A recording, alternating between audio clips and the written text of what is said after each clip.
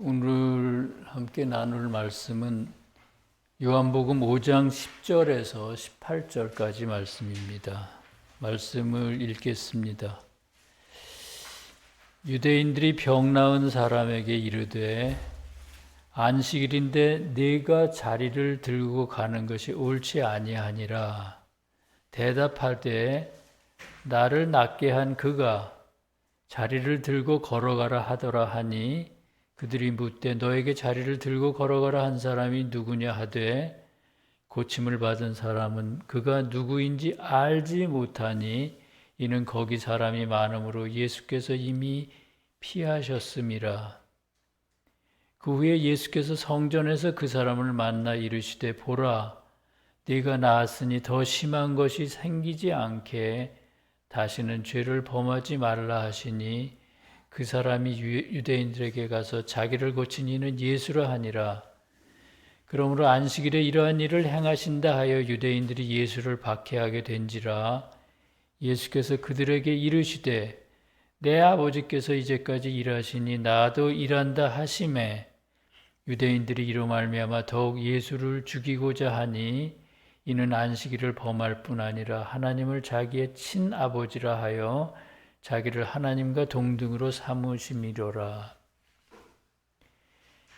세교의 가르침 참된 기독교 301번의 말씀을 소개해 드립니다. 이스라엘 백성에게 안식일은 곧 주님을 표상했으므로 거룩한 것 가운데서도 거룩한 것이었습니다. 그러나 주님이 세상에 오심으로 해서 주님에 대한 표상은 끝났습니다. 그리하여 안식일은 신성한 것을 가르치는 날, 수고를 마치고 휴식하는 날, 구원과 영생에 대해 묵상하는 날, 이웃을 사랑하는 날이 되었습니다.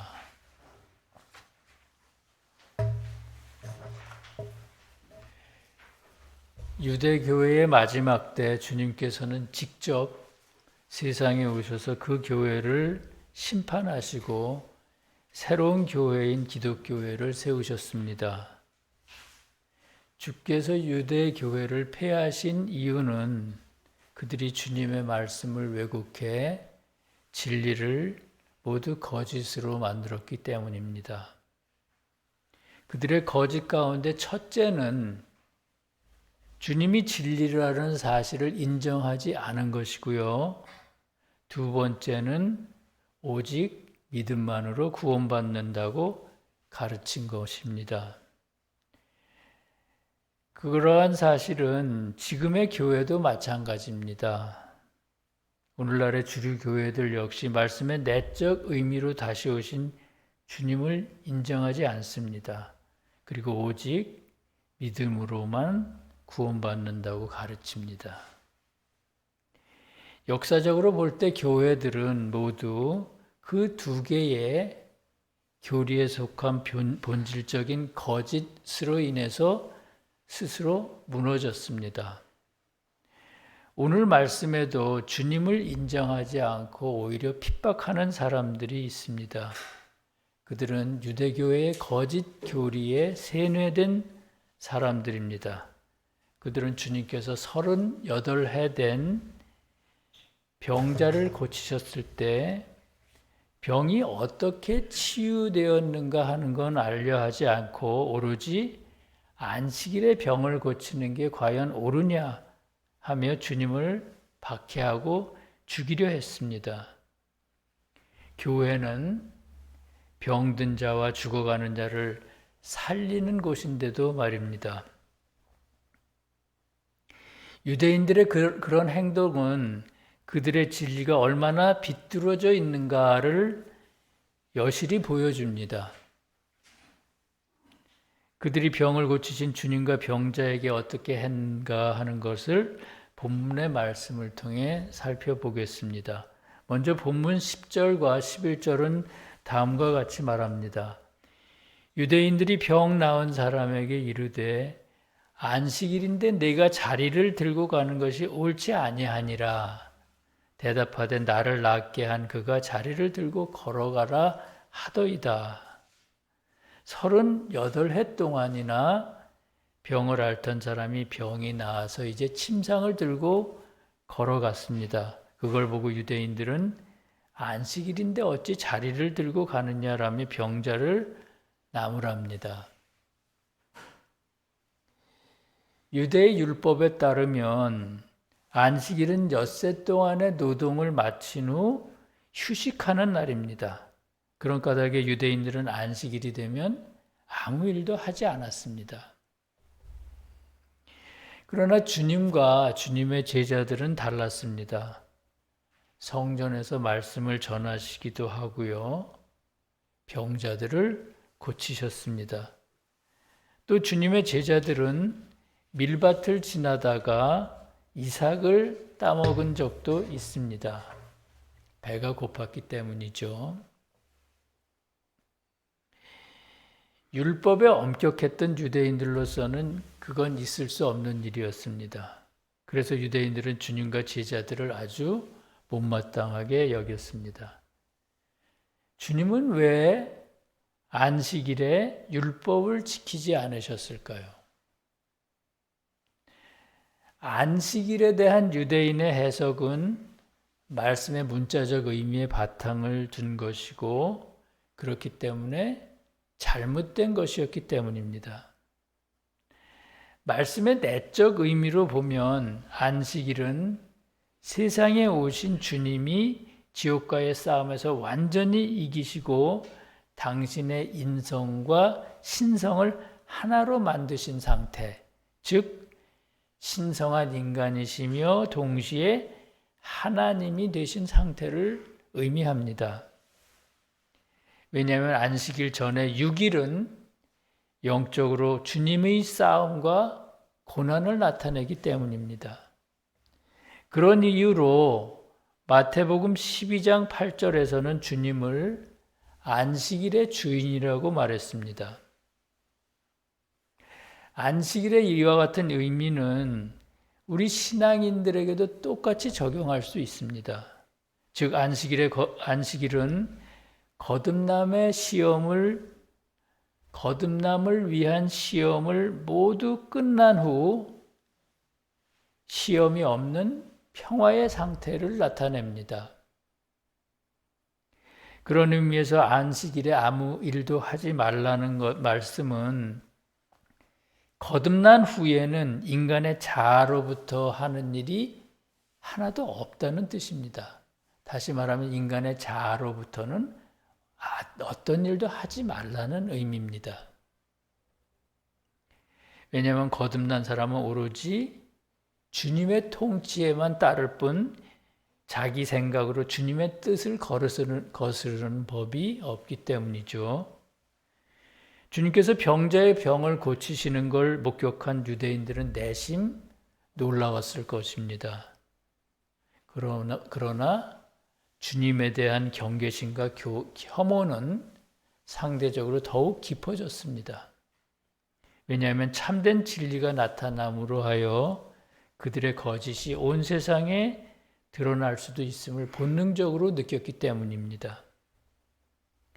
그래서 그들은 안식일에 침상을 들고 가는 게 과연 옳으냐고 병자를 공격합니다. 얼핏 보면 이들의 다툼은 안식일에 대한 견해 차이인 것처럼 보입니다. 그러나 사실은 서로의 진리나 믿음이 완전히 다른 것입니다. 즉 안식일에 아무 일도 하지 말아야 한다는 사람들은 믿음만으로는 구원받는다고 믿는 사람들이고요. 안식일에 침상을 들고 가는 병자는 믿음만으로는 안 되고 믿음에 따른 선한 삶이 있어야 된다고 믿는 사람들입니다. 왜냐하면 침상은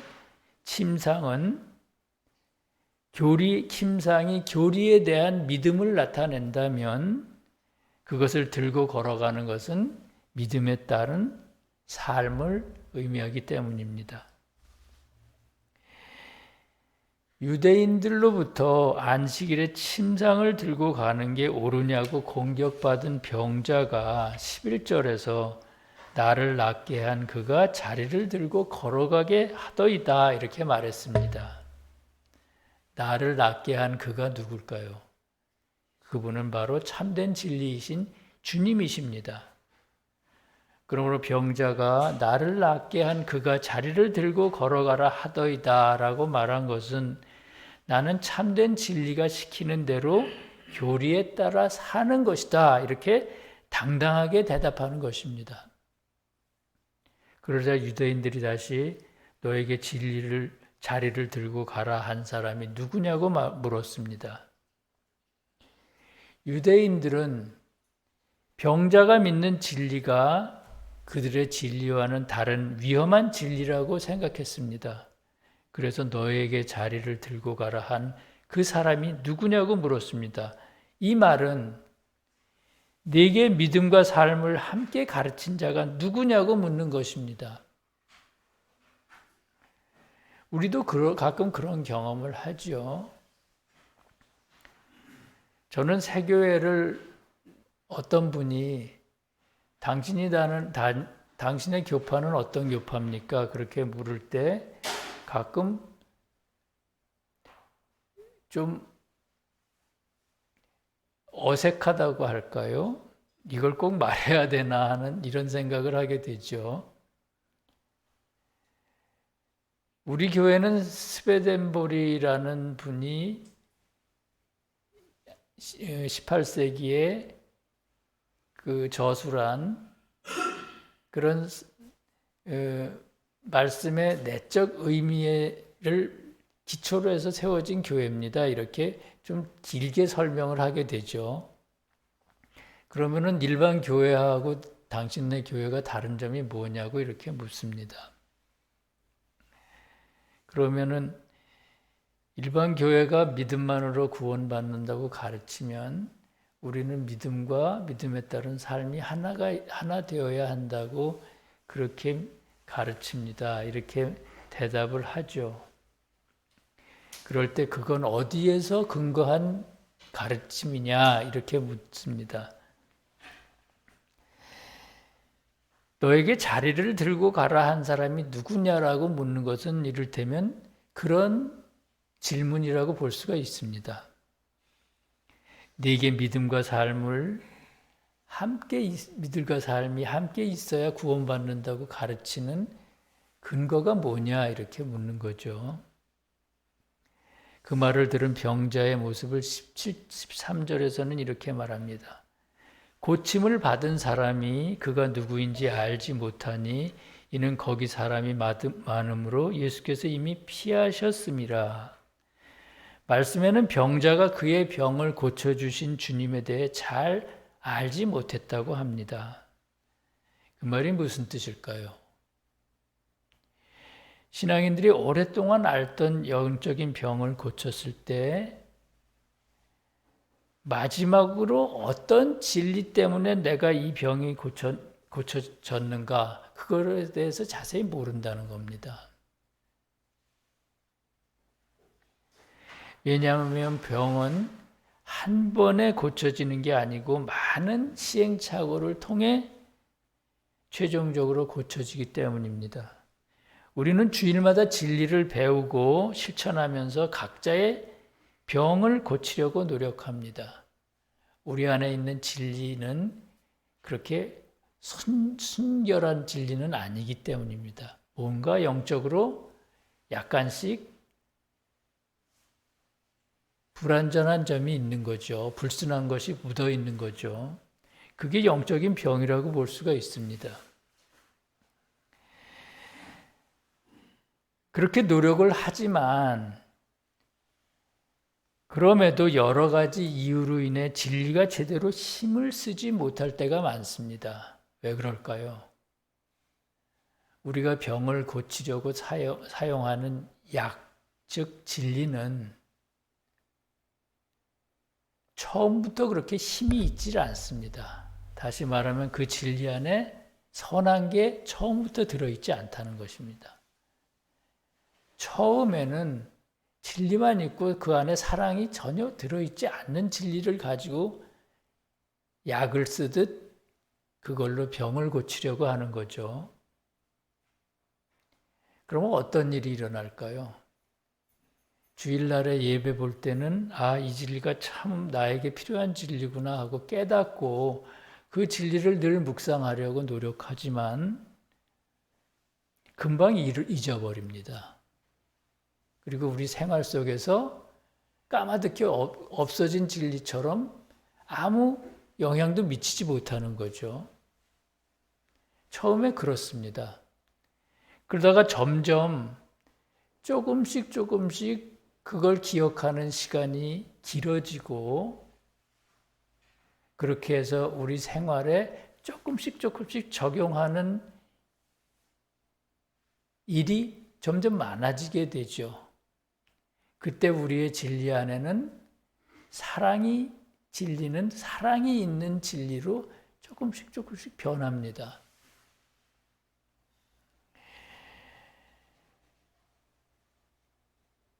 그렇게 하기를 수없이 반복한 끝에 어느 날 완전한 진리, 사랑이 충만한 진리이신 주님이 나타나셔서 우리들의 병을 고쳐주십니다. 그것은 마치 건축하는 사람이 수많은 벽돌을 올린 끝에 하나의 벽체가 만들어지는 과정과 비슷한 것이라고 볼 수 있습니다. 그러므로 병이 고쳐졌을 때 어느 한 개의 진리 때문이라고 말할 수는 없겠죠. 분명한 건 주님께서 마지막에 벽돌을 올리심으로 해서 집 전체가 흔들림 없이 굳건한 상태가 된다는 것입니다. 그러므로 말씀에서 주님이 숨어 계신 군중, 즉 영어로 멀티튜드는 병이 완전히 고쳐지기까지 쌓아 올린 수많은 진리를 나타내고요. 그 속에 숨어 계신 주님은 진리들 위에 마지막으로 놓여 전체를 아우르는 완전하고 영원한 진리를 나타낸다고 볼 수 있습니다. 14절과 15절에는 병을 고친 자가 성전에서 주님을 만났다고 합니다. 그것에 대해 말씀은 이렇게 기록합니다. 그 후에 예수께서 성전에서 그 사람을 만나 이르시되 보라 네가 나았으니 더 심한 것이 생기지 않게 다시는 죄를 범하지 말라 하시니 그 사람이 유대인들에게 가서 자기를 고친 이가 바로 예수라 하니라. 병을 고친 자가 성전에서 주님을 만났습니다. 말씀에서는 교회를 하나님의 집이라고 부를 때도 있고요. 성전이라고 부를 때도 있습니다. 하나님의 집이라고 할 때는 교회의 선을 의미하고요. 성전이라고 할 때는 교회의 진리를 나타냅니다. 주님에 대한 호칭도 마찬가지입니다. 그리스도라고 할 때는 진리의 측면에서 주님을 나타내고요. 예수라 할 때는 선의 측면에서 주님을 나타냅니다. 따라서 병자가 성전에서 예수를 만났다는 것은 병자의 병을 고치신 이는 본질에 있어서는 진리가 있는 선이며 또는 선이 있는 진리이신 분이라는 뜻입니다. 그렇게 해서 병자는 주님을 통해서 그의 병을 고치신 이가 바로 선이 있는 진리이신 분이라는 것을 깨달았습니다. 선과 진리가 충만하게 있는 그런 선이며 진리이신 분임을 깨달은 것이죠. 주님께서 병자였던 사람에게 네가 나았으니 더 심한 것이 생기지 않게 다시는 죄를 범하지 말라고 하십니다. 주님의 도움으로 한 번 악을 끊으면 다시는 같은 악을 행하지 말라는 말씀입니다. 만약 그렇게 되면 주님을 모독하는 일이며 진리를 모독하는 일이 되기 때문이죠. 진리를 모독하는 일은 용서받을 수 없는 죄라고 세교의 가르침에서는 말합니다. 이와 관련해 천국의 교리 172번은 이번에는 다음과 같은 말씀이 있습니다. 진리를 인정하고 믿으며 그것에 따라 살다가 나중에 거기서 물러나 진리를 믿지 않고 자신과 세상을 위해 사는 사람이 아니면 어떤 사람도 성과 진리를 모독할 수 없다고 말합니다. 그러니까 이 진리 안에 들어온 사람들이 대한 경고의 말씀일 수도 있는 거죠. 차라리 이 진리를 몰랐다면 진리를 모독하는 일은 없을 거라는 겁니다. 진리를 알고 그것에 따라 열심히 살다가 돌아서서 다시 세상에 기울어서 사는 사람은 진리를 모독하는 것이 되고 그래서 용서받을 수 없는 죄를 짓는다는 것이죠. 또 계시록 해설 110의 3항은 주님은 사람에게 있는 거룩한 것들을 거룩하지 않은 것들로부터 떼어내 그의 마음의 내면에 보관하시고 그것을 당신께로 끌어올리신다고 합니다. 반면에 거룩하지 않은 것들은 마음 바깥쪽에 보관하시고 세상을 향하도록 하신다. 거룩한 것은 그렇게 거룩하지 않은 것과 분리되며 그리하여 사람은 구원받을 수 있다. 그러나 선과 진리가 뒤섞이게 되면 구원받을 수 없다. 이렇게 말합니다. 주님께서는 우리 인간으로 하여금 진리를 모독하는 그런 상태에 빠지지 않도록 아주 섬세하게 섭리하십니다. 예를 들자면 선과 진리와 같은 그런 거룩한 것들은 우리 내면 속사람 안에 두시고요. 세상을 향한 우리의 욕망이나 이런 것들은 겉사람 안에 이렇게 두어서 서로를 분리시키신다는 겁니다. 뒤섞이지 않게요. 왜냐하면 그것이 서로 뒤섞이게 되면 그것을 분리하는 게 거의 불가능하기 때문인 것 같습니다. 사람이 만약에 선하려면 선하고 악하려면 악해야지. 선한 거와 악한 것이 막 이렇게 뒤섞여 있다면 어떻게 되겠습니까? 그 사람의 생명이 그렇게 뒤섞여 있는 거고요. 그 사람의 정체를 알 수 없는 그런 사람이 되지 않겠습니까? 물론 세상에 사는 동안 완전하게 선한 사람도 있고 선한 사람도 없고 완전하게 악한 사람도 없겠죠. 그러나 그것은 적어도 마음속으로는 이것이 옳은 일인데 내가 뜻대로 되지 않아서 지금 이쪽으로 가고 있지만 언젠가는 일로 다시 돌아오겠다. 이렇게 생각하기라도 하는 거죠.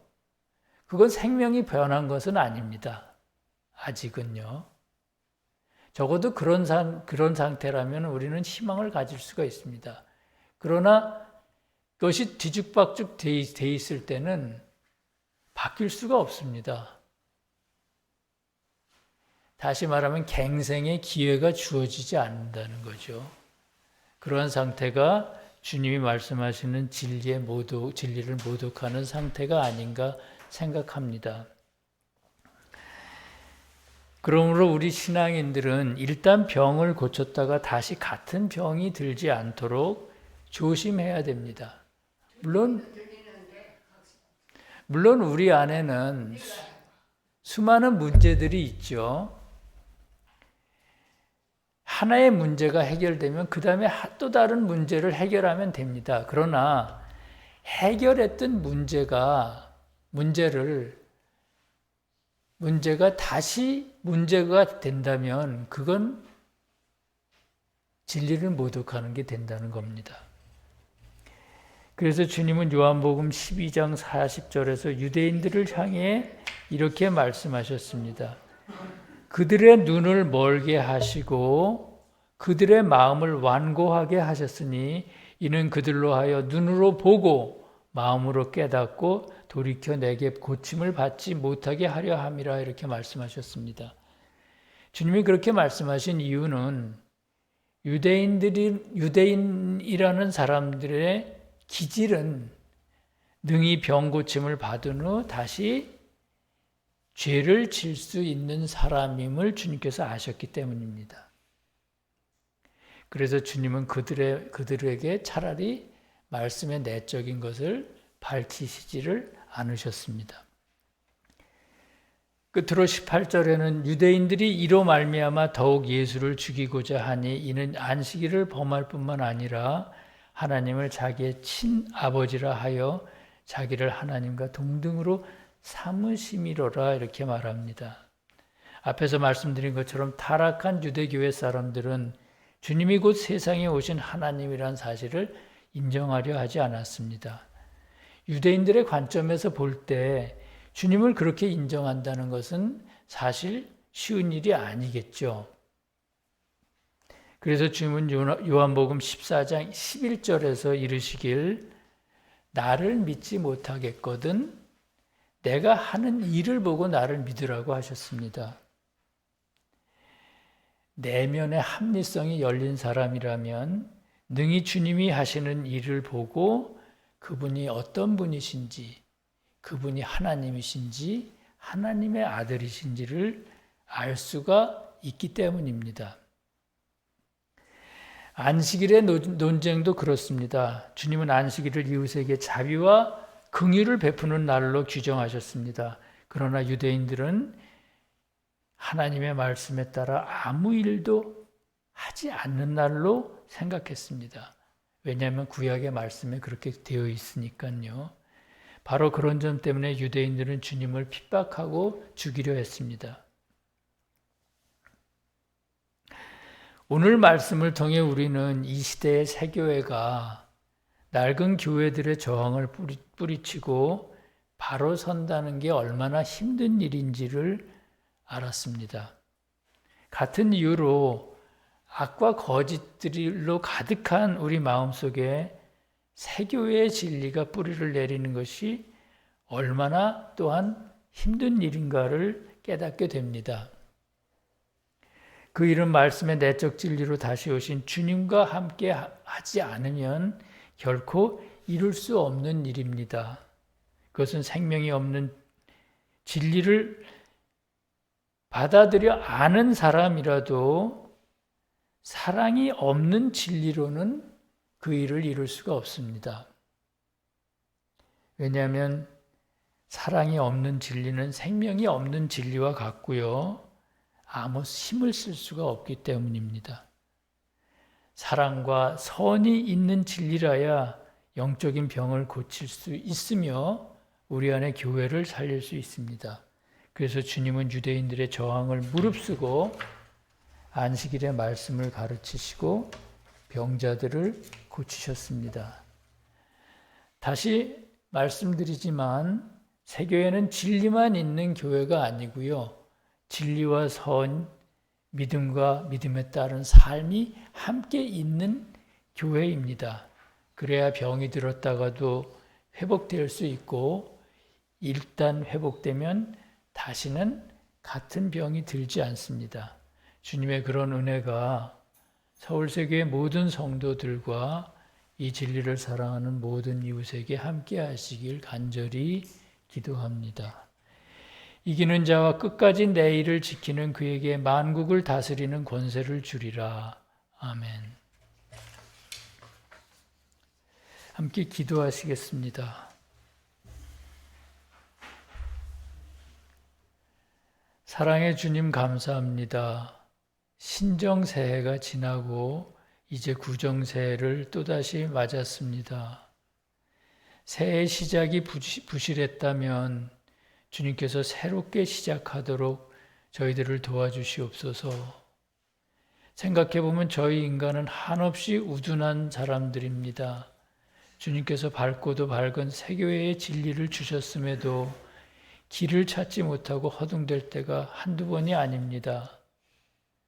저희들의 진리 안에 사랑이 없기 때문이라고 생각합니다. 주님 38해 병을 앓았던 병자에게 친히 나타나신 것처럼 저희에게도 오셔서 각자가 가지고 있는 진리 안에 사랑을 불어넣어 주시옵고 그리하여 저희들이 앓고 있는 지독한 병들을 고쳐주시옵소서. 주님 명절이 되면 몸과 마음이 어려운 사람들이 많습니다. 아직 직장을 구하지 못한 사람도 있고 사업이 잘 되지 못해서 빚더미에 오른 사람들도 있습니다. 오랜 병으로 인해 몸과 마음이 지친 사람도 있고 가족들이 아픈 사람들도 있습니다. 주님 그들의 사정을 헤아려 주시옵고 그들로 하여 낙심하지 않게 하옵시고 집을 짓는 사람이 매일 벽돌을 쌓아 올리듯 어려운 가운데서도 주님과 이웃을 향한 헌신과 사랑의 벽돌을 쌓아 올리도록 도와주시옵소서. 나라와 권세와 영광이 우리 주님께 영원히 있사옵나이다. 아멘.